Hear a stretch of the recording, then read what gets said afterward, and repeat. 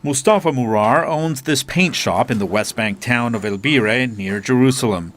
It is on a road where horrific fighting took place in the Palestinian uprising 10 years ago. The fighting destroyed his business. There was a loss on the daily basis. Just recently, the area opened and business started again. We are talking here about a 10-year intifada. We are talking about losses through 7 years. In the last 3 years of relative calm, the Israeli-occupied West Bank has experienced an economic boom.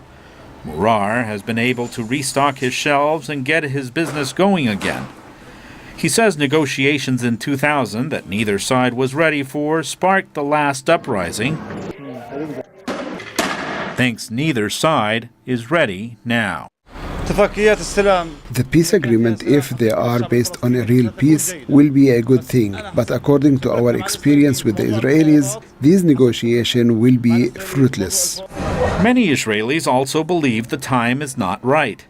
After decades of conflict, some say there is not enough common ground for meaningful dialogue. I think it's not going to succeed. The dispute is not a one-shot affair. Time must pass. We have to get used to one another.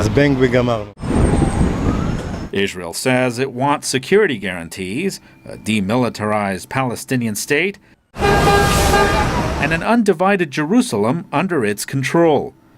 Many Israelis oppose pulling hundreds of thousands of Jewish settlers out of the West Bank, a key demand of the Palestinians. Analyst Mahdi Abdel Hadi says U.S. pressure and not a feeling of readiness is bringing both sides to the table again. For the last 20 years, since Madrid up till today, 19 years, we reached nothing and nowhere in negotiation with the Israelis. On the contrary, we are losing the land and we are becoming more divided, and a crisis of leadership, a crisis of a vision, and we are living a de facto apartheid system under Israeli occupation. Now, Washington comes to invite? No, they did not invite, they summoned. Palestinian leaders have cautioned against a return to violence.